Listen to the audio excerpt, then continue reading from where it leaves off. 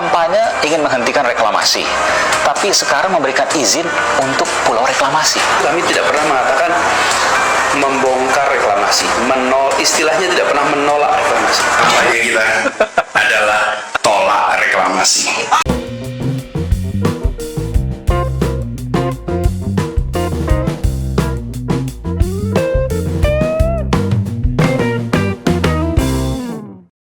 Assalamualaikum warahmatullahi wabarakatuh. Shalom, Om Swastiastu, Namo Buddhaya, salam kebajikan, salam sejahtera bagi kita semua. Kembali lagi dengan saya di sini, Leonardo Sirait, di channel kesayangan kita ini, Sirait Media. Oke teman-teman, kali ini kita akan membahas hal yang sangat menarik untuk kita simak bersama-sama ya, yang lagi digoreng-goreng oleh Pak Said Gadu ya, CS ya, tentang pagar di laut yang dari bambu itu teman-teman ya. Tapi kok ada yang janggal, mereka keluar-keluar terus anak abah mereka ini sampai sekarang belum berstatement masalah pagar di laut yang dari bambu itu gitu kan. Karena kita sama-sama tahu kemarin abah ini kan pernah membuat tugu dari bambu yang nilainya 500 juta ya kan. Tunggu dulu, apakah mungkin ada hubungannya ya tugu bambu dengan pagar bambu ya kan? Masa iya? Tapi kan kita juga tidak tahu gitu ya, tugu bambu yang setelah dibongkar abah kemarin itu dibuangnya ke mana gitu ya, atau ditaruh kemana gitu kan?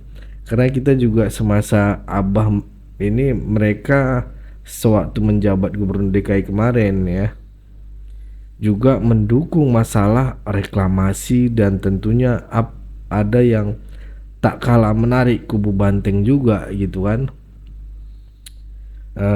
Kita lihat diam sampai sekarang, belum ada memberikan statement sedikit pun gitu kan. Tapi tunggu dulu, sebelum abah kemarin saya rasa Pak Ahok gubernurnya gitu kan ya, Pak Ahok juga yang mendukung masalah reklamasi gitu ya.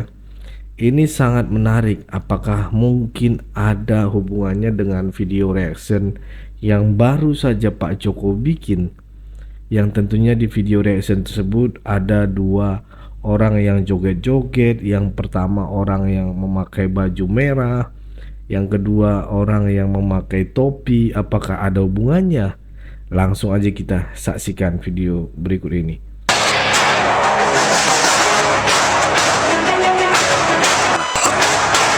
Anda bisa melihat saudara, di belakang saya ini adalah billboard di mana sudah mulai diperjualbelikan di pulau reklamasi ini.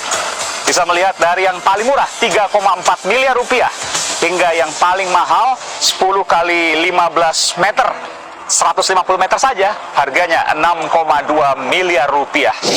Saya berdiri di Pulau D atau Pantai Maju karena kita maju bersama, CDG.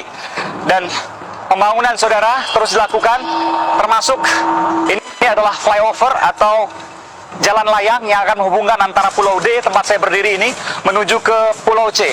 Dan di belakang saya adalah kantor-kantor yang nanti akan berdiri. Sementara di depan saya juga demikian.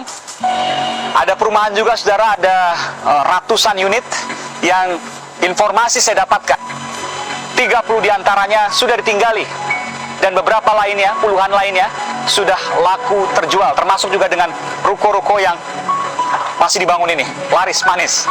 Waktu kampanye ingin menghentikan reklamasi, tapi sekarang memberikan izin untuk pulau reklamasi. Kami tidak pernah mengatakan membongkar reklamasi, istilahnya tidak pernah menolak reklamasi.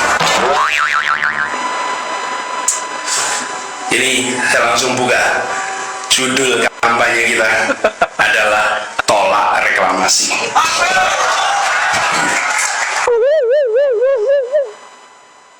Menolak pembangunan pulau reklamasi untuk kepentingan komersial. Reklamasi di Teluk Jakarta ternyata berbau korupsi setelah KPK menangkap 4 orang dalam operasi tangkap tangan, diduga masih banyak pihak yang terlibat. Komunitas Tionghoa Anti Korupsi, Lius Sungkarisma menduga Gubernur DKI Jakarta Basuki Cahayapurnama diduga mengetahui perihal dugaan korupsi tersebut. Dan pemirsa, berikut pernyataan Lius yang hadir dalam Anyus Petang kemarin.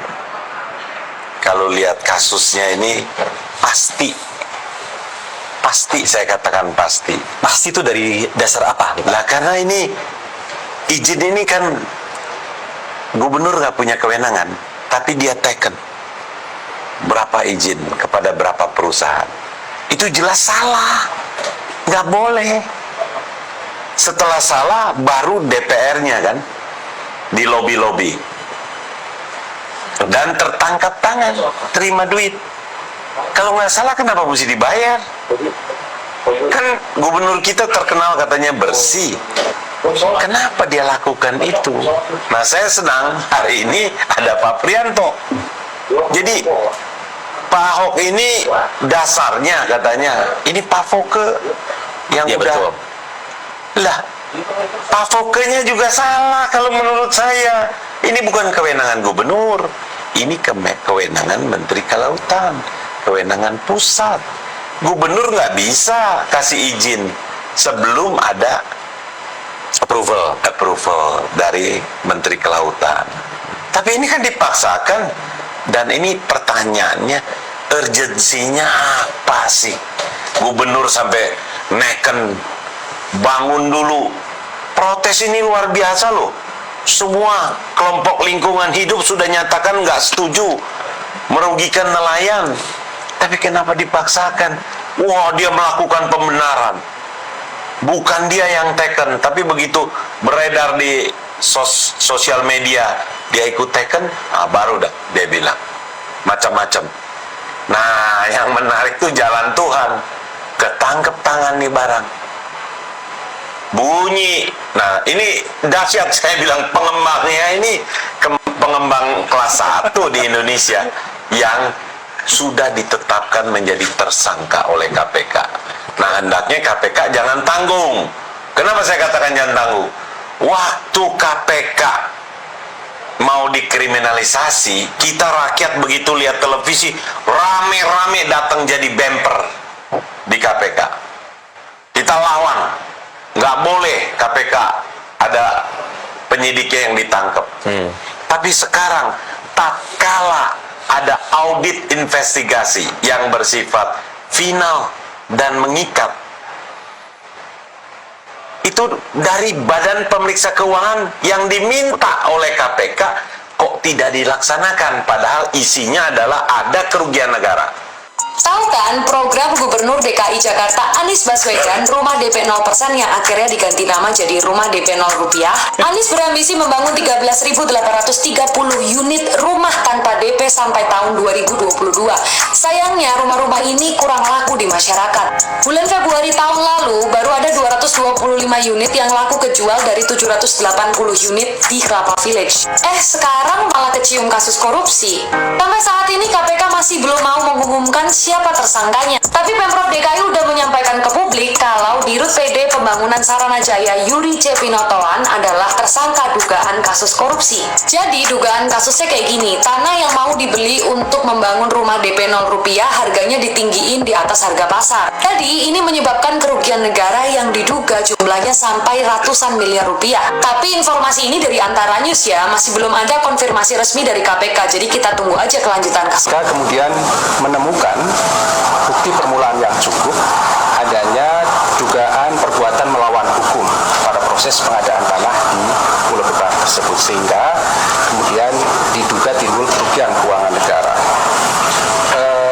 KPK juga telah menemukan pihak yang dapat dipertanggungjawabkan secara hukum tentunya pada proses penyidikan yang kami lakukan ini. Mereka lah yang punya tanggung jawab untuk membeli lahan sampai membangun rumah-rumah itu.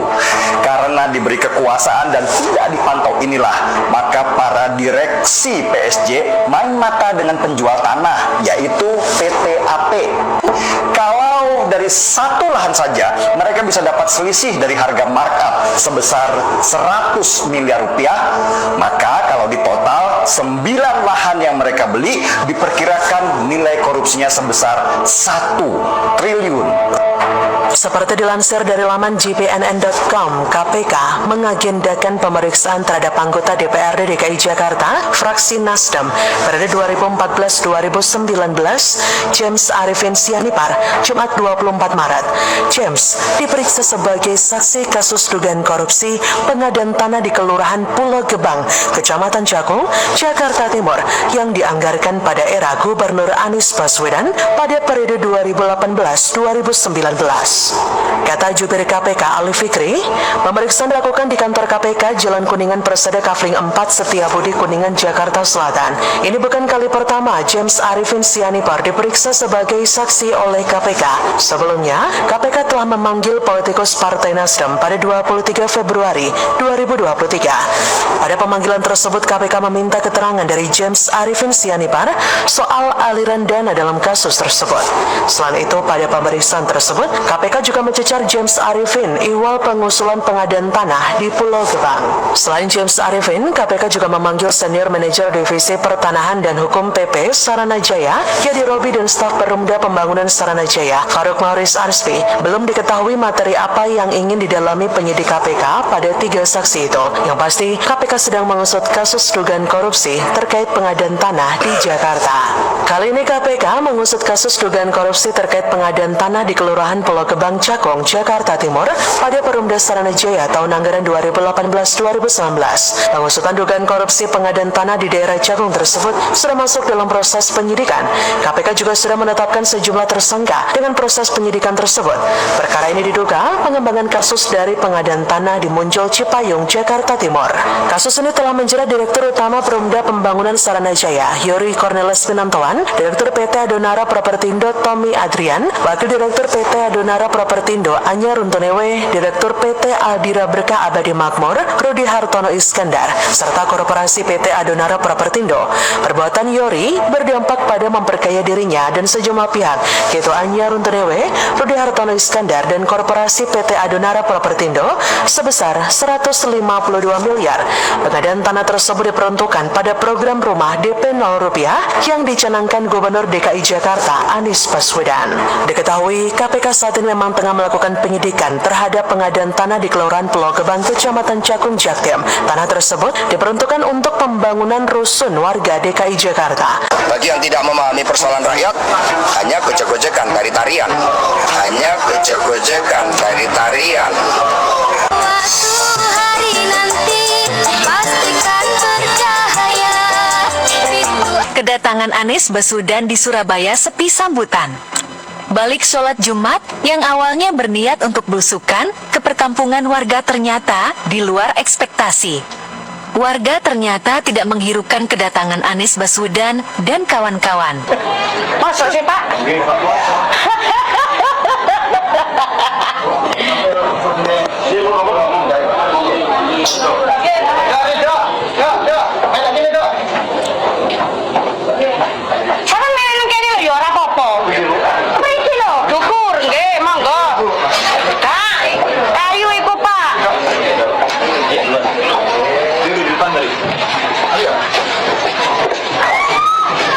Dari tampilan video tersebut terlihat bahwasanya Anies Baswedan tidak diminati masyarakat Kota Pahlawan.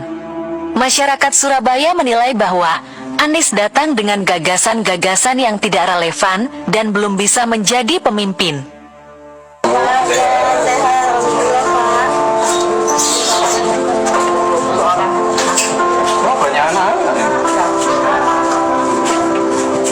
Sehat Bu.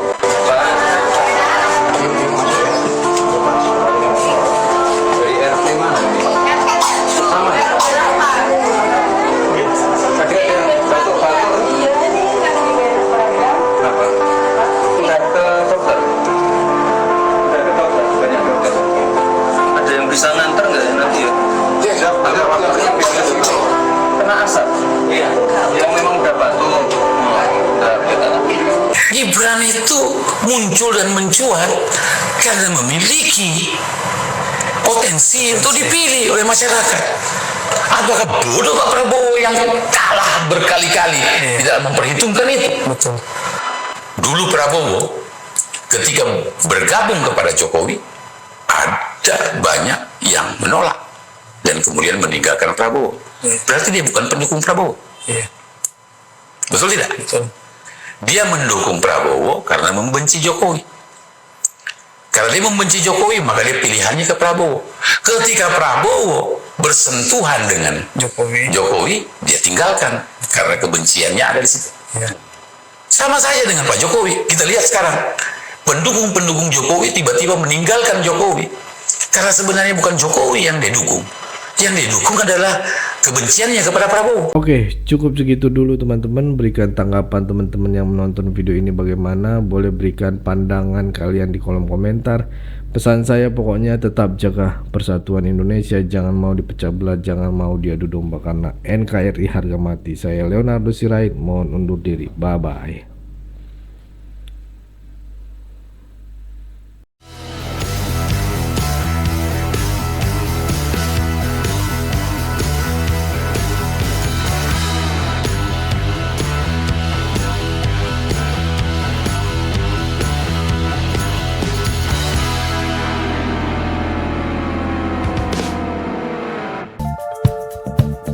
Kawan-kawan yang mau mendukung Sirait Media, boleh melalui rekening ini, dan bisa melalui Kris Mobile Banking ini.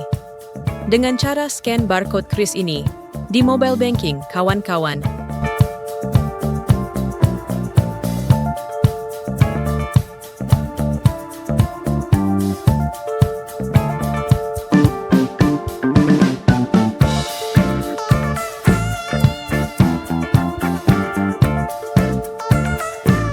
Dan jangan lupa juga mendukung pelayanan di yayasan kami melalui rekening ini dan bisa melalui Kris Mobile Banking ini.